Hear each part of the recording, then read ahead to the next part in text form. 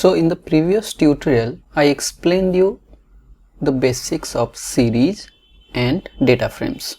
We will mostly focus on using data frames in this tutorial, and we will learn how to do a basic data explorations in this part of the tutorial.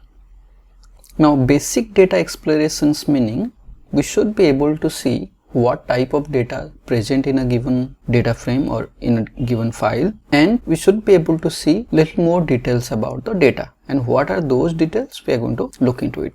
So as you know, we have to import the NumPy and pandas as shown on the screen.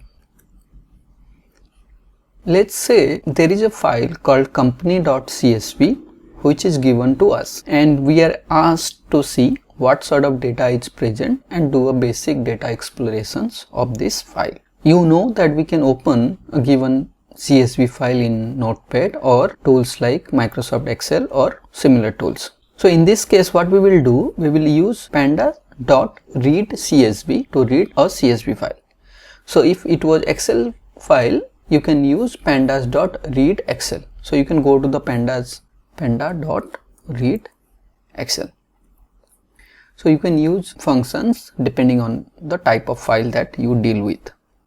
So we'll do this, and I will print df, which is my data frame. Now the moment you print the data frame, it will give you a short overview of your file. As you can see, this file has 6 to 8 for rows, 7 columns, and the rows are not having any default index, so obviously it is auto generated indexes 0 to 6283, and the columns are named or labeled columns: employee ID, birthday, age, city name, department, job titles, and gender.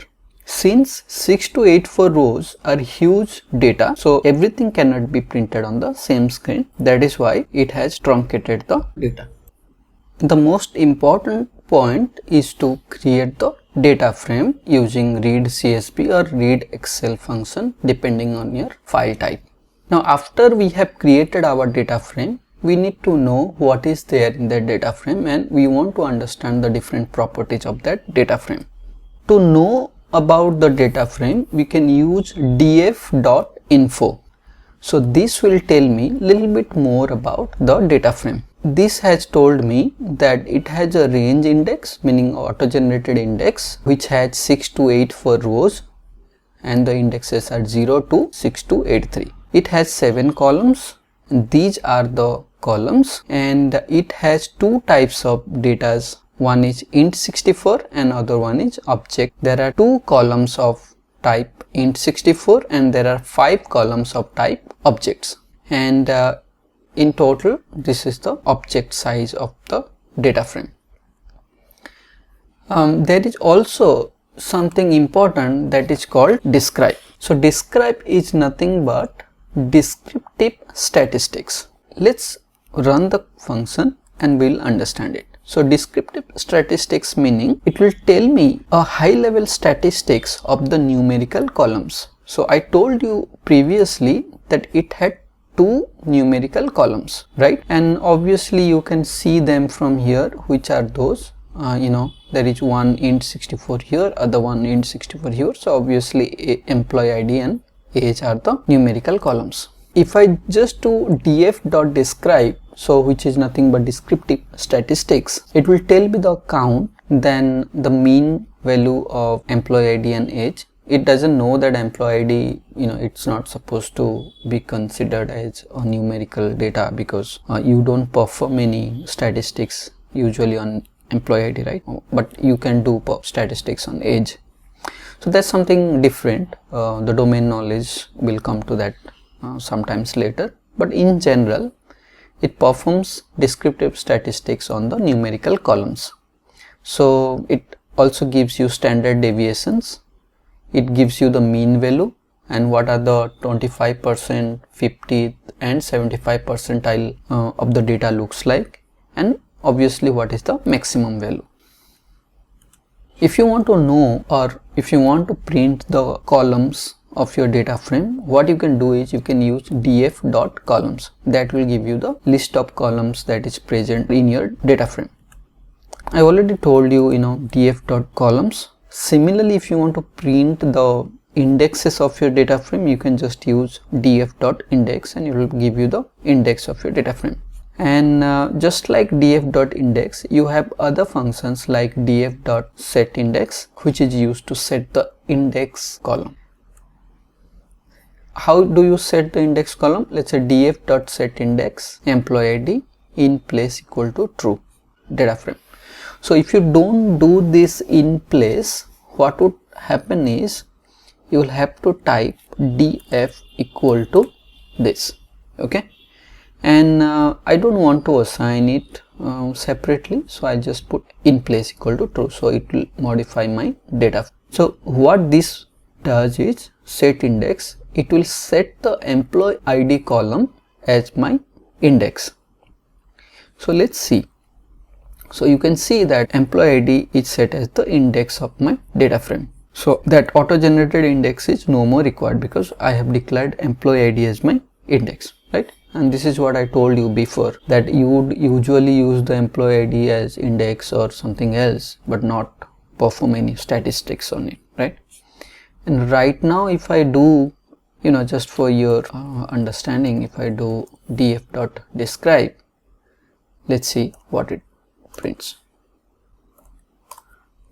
right? So as you can see that now it performs descriptive statistics only on the edge because I have removed my employee ID from my columns, because employee ID right now is an index.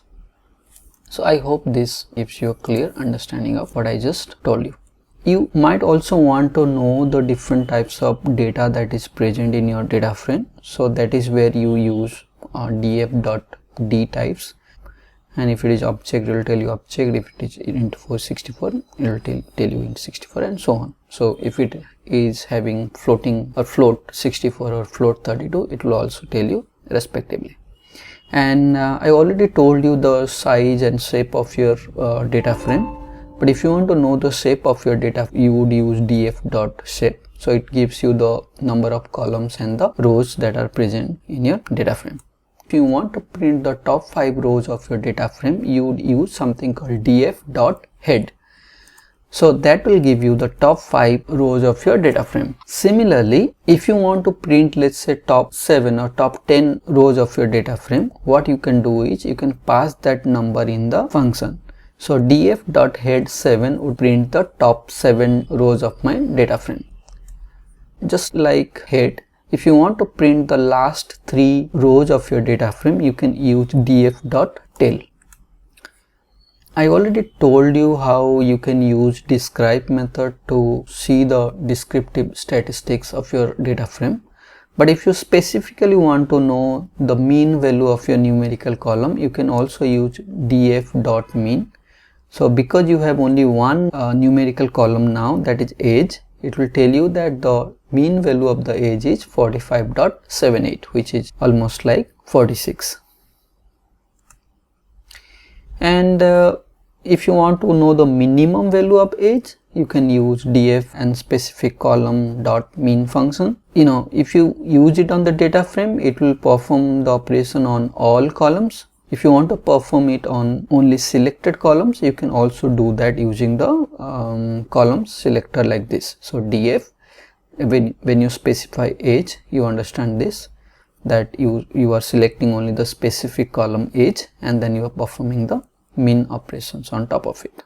Similarly, if you want to know median, you can do the median like that. And there are multiple departments, let's say, and there are also repeated values, right? You have seen that it has 1000 or nearly 2000 rows. And if you manually try to iterate it over a for loop or something, it would be very inefficient to do, right? So data frame also has this function called unique. So if you want to know the unique values of a particular column, you can make use of that. So in this case, the unique departments are listed using this function. This is all in general about how you do basic data explorations using data frame. I like to give you a small assignment as part of this. So in this GitHub repository, I will give you a CSV file called marks_test.csv file.